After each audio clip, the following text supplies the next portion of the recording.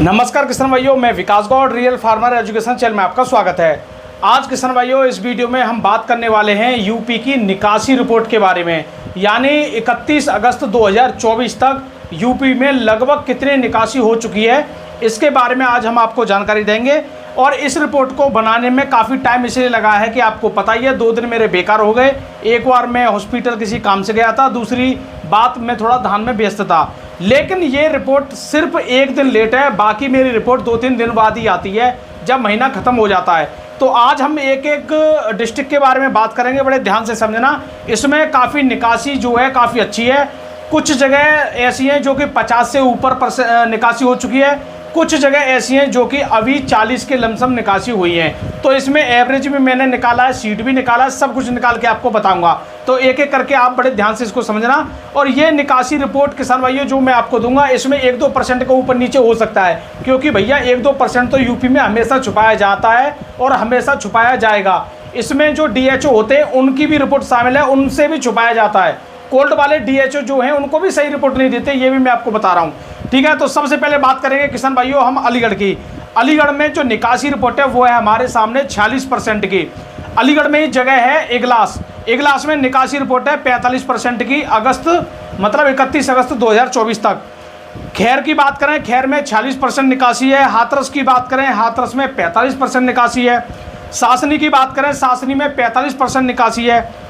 राया मथुरा की बात करें 46% निकासी है। सासनी में भी निकासी काफ़ी कम हुई है, जबकि ऐसा लग रहा था कि सासनी 50 पार भी कर सकती है। लेकिन सासनी के कुछ कोल्ड ऐसे हैं जहाँ पर निकासी 30 से 35% है, और सासनी के ही कुछ कोल्ड ऐसे हैं जहाँ पर निकासी 55 से 60% भी है।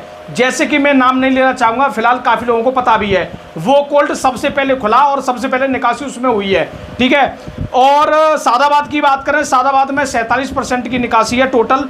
आगरा की बात करें 46% की निकासी है। खंदौली की बात करें 48% की निकासी है। शमशाबाद की बात करते हैं 45% की निकासी है। देखिए जूट में निकासी का रेशियो काफ़ी कम आ रहा है, ये मैं आपको बता रहा हूँ। जबकि शुरुआत में ऐसी निकासी थी जूट की कि 50 पार होने वाली है, लेकिन ये पार नहीं हो पाई है। शमशाबाद की बात करें 45% की है, और फतेहाबाद की बात करें 44% की निकासी रिपोर्ट है 31 अगस्त 2024। अब बात करते हैं रोहता। अब देखिए रोहता की निकासी तो लगभग 40 के आसपास है, लेकिन उसमें जो एक देवरी रोड है, रोहता और देवरी रोड पास पास है, इन दोनों जगह की अगर निकासी रिपोर्ट निकालें तो लगभग 45% आराम से निकासी रिपोर्ट आ सकती है, कोई भी दिक्कत नहीं है। 44-45 की रिपोर्ट है। तो रोहता देवरी रोड की 45% है, किरावली की 43% है, 42-43%, टूडला की 45% है, जसवंत नगर की यहाँ पे 43% है, सिकोहाबाद की 46% है, सिरसागंज की काफ़ी कम है, अभी 43% है। आगरा की और जगह को छोड़ दें तो सिरसागंज की काफ़ी कम है। एटा की बात करें 45% हो चुकी है। मैनपुरी की बात करें 40% निकासी हो चुकी है। कासगंज की बात करें 44-45% हो चुकी है। बदायूं की बात करें 53% निकासी की रिपोर्ट आ रही है बदायूं की। संभल की बात करें 51% निकासी रिपोर्ट संभल की आ रही है। बुलंदशहर की बात करें 45% निकासी हो चुकी है। हापुड़ की बात करें 45% निकासी हो चुकी है। मेरठ की बात करें 45% यहाँ पे भी हो चुकी है। इटावा की बात करें 40% हो चुकी है।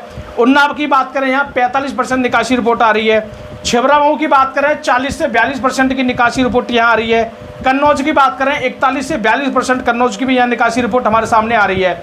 अब देखिए लगभग DHO साहब हैं, उन्होंने बताया लगभग 39 से 40-41 तक, लेकिन हमारे पास जो रिपोर्ट आई है वो 41-42 की रिपोर्ट है कन्नौज की। मतलब इनसे भी छुपाया जा रहा है जो DHO है। ठीक है, फर्रुखाबाद की बात करें, फर्रुखाबाद में 40% की निकासी रिपोर्ट है। काफ़ी लोग फर्रुखाबाद की 35, 36, 37 जो कुछ बता रहे हैं, लेकिन अगर सुनिए अभी आपको मैं बहुत कुछ आगे बताऊँगा, इस वीडियो को लास्ट तक जरूर देखना।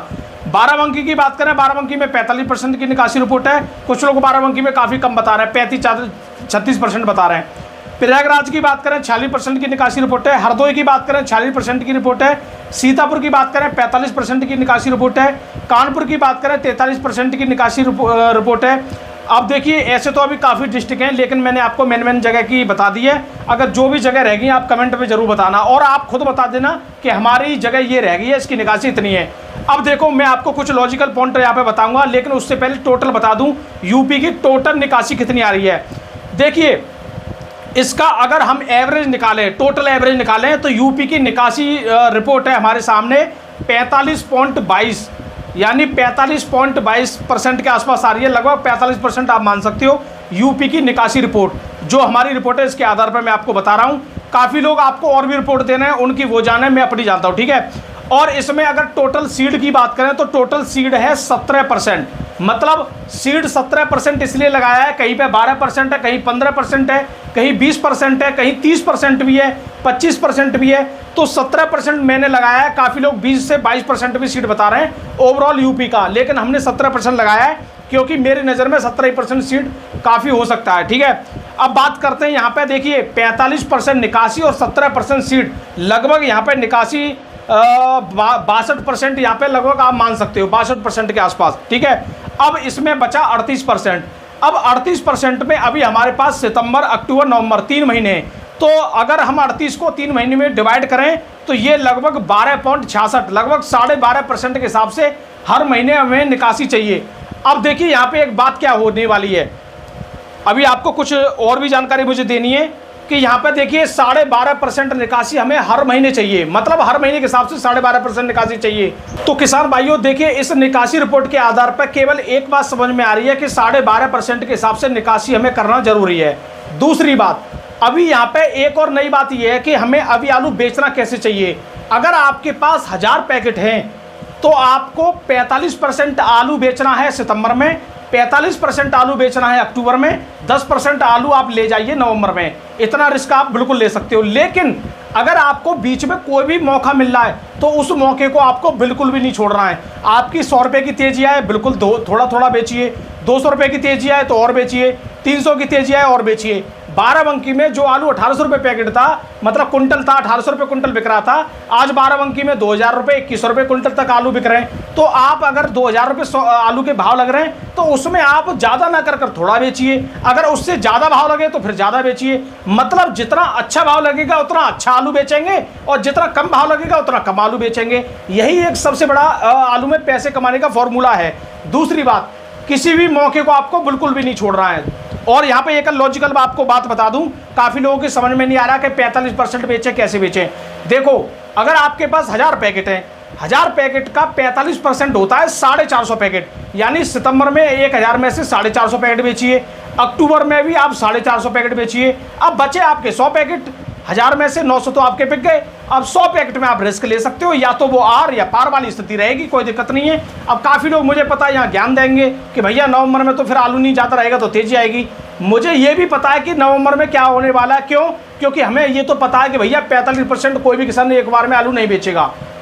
काफ़ी किसान भाइयों को यही लगेगा कि अब अक्टूबर में कुछ होने वाला है, फिर नवंबर में कुछ होने वाला है। हम तो केवल एक कैलकुलेशन के आधार पर बता रहे हैं। फिलहाल मानेंगे सब किसान भाई अपनी, सीधी सी बात है। और मैं तो ये कहता हूँ, सुनो सबकी, करो अपने मन की, ठीक है, सीधी बात यही है। अब मैं आता हूँ एक पॉइंट पे, जो कि आजकल हमारे कुछ चैनल वाले और हमारे कुछ किसान भाई एक गलत तरीके से चीज़ों को सोच रहे हैं। देखिए, कुछ किसान भाई मुझे बता रहे हैं कि गौर साहब आलू तो 80% भरा है और आप बता रहे हो 100 में से 62% निकासी हो गई तो 38% आलू बचा।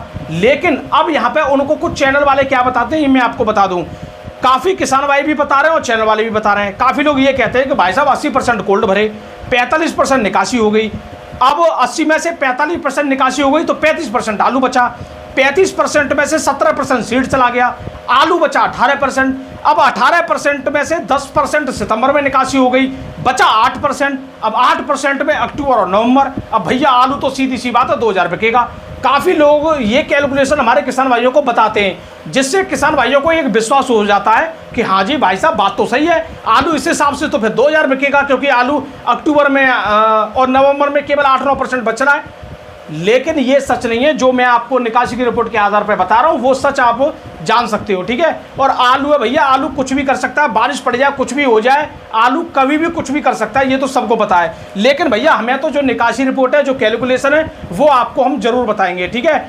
आप सुनो सबकी, करो अपने मन की। और आलू का रेट आज भी कम नहीं है, आज भी सही है। लेकिन कुछ जगह पे हमारे किसान भाइयों की ज़्यादा लूटमार हो रही है। बस सबसे बड़ी यही एक प्रॉब्लम यहाँ पे चल रही है। अगर मैं बात करूं आगरा में आज भी 1000 से 1350 रुपये तक के सौदे हो रहे हैं। वहाँ पे आज भी कोई भी ज़्यादा खास आलू में ये नहीं है कि बहुत ज़्यादा कम पैसा मिल रहा है। अगर हम बात करें शुगर फ्री की तो 1100 रुपये से लेके यहाँ पे 700, 500, 600 ये रेट लग रहे हैं। तो जिन लोगों का आलू आज 700 रुपये, 800 रुपये या 600 रुपये बिक रहा है, उन किसान भाइयों की यहाँ पे बहुत बुरी हालत कर दी है, यानी लूट मार कर रहे हैं। तो इस तरीके से हमें यहाँ पे बहुत ज़्यादा प्रॉब्लम दिख रही है। लेकिन आगरा की बात करें तो आगरा के लोगों को आज भी खूब पैसा मिल रहा है और निकासी भी आगरा में लोग कम कर रहे हैं। अभी अगस्त की निकासी आगरा में कम है हमारे शुगर फ्री की अपेक्षा। तो किसान भाइयों, जानकारी कैसी लगी कमेंट में जरूर बताना, और ऐसी अगर निकासी रिपोर्ट आपको और भी स्टेटों की चाहिए तो आप नीचे कमेंट में जरूर बताना। ठीक है, मैं Vikas Gaur, real farmer education channel में आपका स्वागत है। नमस्कार।